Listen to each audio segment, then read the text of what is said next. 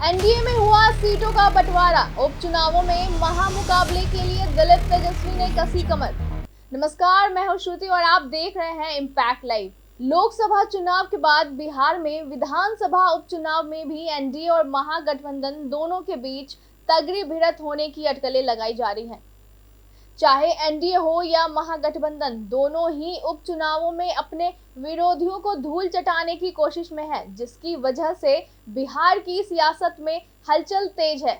खासकर बात एनडीए की करें तो लोकसभा चुनावों में मन मुताबिक सफलता नहीं मिलने के बाद इनके सामने वापसी करने की चुनौती है। हालांकि उपचुनावों से पहले बीजेपी ने दिलीप जायसवाल को प्रदेश अध्यक्ष बनाकर सभी को चौंका दिया। ऐसे में जायसवाल के सामने खुद को साबित करने की चुनौती है और उनकी पहली अग्नि परीक्षा विधानसभा उपचुनाव है। जाहिर सी बात है कि इसका एहसास दिलीप जायसवाल को भी है, तभी वे आते ही एक्शन मोड में चुनाव की तैयारियों में जुट गए हैं। वैसे 2024 में हुए लोकसभा चुनाव में इमामगंज, रामगढ़, बेलागंज और तरारी सीट के विधायकों ने संसदीय चुनाव में जीत हासिल की है। इसके कारण इन चारों सीटों पर उपचुनाव हो रहा है। इनमें रामगढ़ और बेलागंज पर राजद, जबकि तरारी सीट पर वामदल का कब्जा था। इमामगंज सीट पर हम के जीतन राम मांझी विधायक थे। चारों सीटों पर होने वाले उपचुनाव को लेकर बीजेपी ने अपनी ओर से रणनीति बनानी शुरू कर दी है।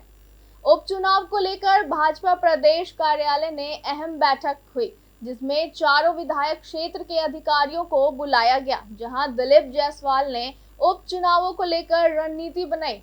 इसके साथ ही प्रत्याशियों को लेकर दिलीप जायसवाल ने कहा कि किस सीट पर कौन लड़ेगा यह तय हो गया है, जल्द ही आपको बता दिया जाएगा। यानी कि एनडीए में उपचुनाव को लेकर सीटों का बंटवारा हो गया है। वैसे मंत्री केदार गुप्ता ने बड़ा खुलासा करते हुए बता दिया कि 2 सीटों पर बीजेपी लड़ेगी, एक सीट जेडीयू तो एक सीट पर हम पार्टी के उम्मीदवार होंगे। बीजेपी के अनुसार तरारी और रामगढ़ सीट पर बीजेपी लड़ेगी। संभव है कि इमामगंज से हम तो बेलागंज से जेडीयू ताल ठोकते नजर आए। हालांकि इसका औपचारिक ऐलान अभी बाकी है।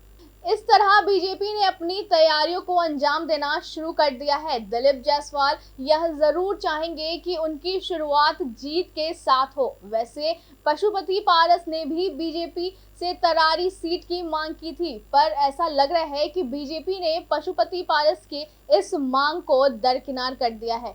ऐसे में पशुपति पारस की पार्टी विधानसभा चुनाव लड़ेगी या नहीं, यह देखना दिलचस्प होगा। दूसरी तरफ बात महागठबंधन की करें तो तेजस्वी यादव भी पूरी तरीके से एक्टिव दिख रहे हैं। जाहिर सी बात है कि वो भी अपनी सिटिंग सीटों को बचाना चाहेंगे, जिसमें यह साफ है कि 4 सीटों पर होने वाले उपचुनाव में महामुकाबला देखने को मिल सकता है। अब देखना यह है कि बिहार में चुनावी बिगुल कब फूंका जाता है। ऐसे ही तमाम खबरों के लिए देखते रहिए इम्पैक्ट लाइव। शुक्रिया।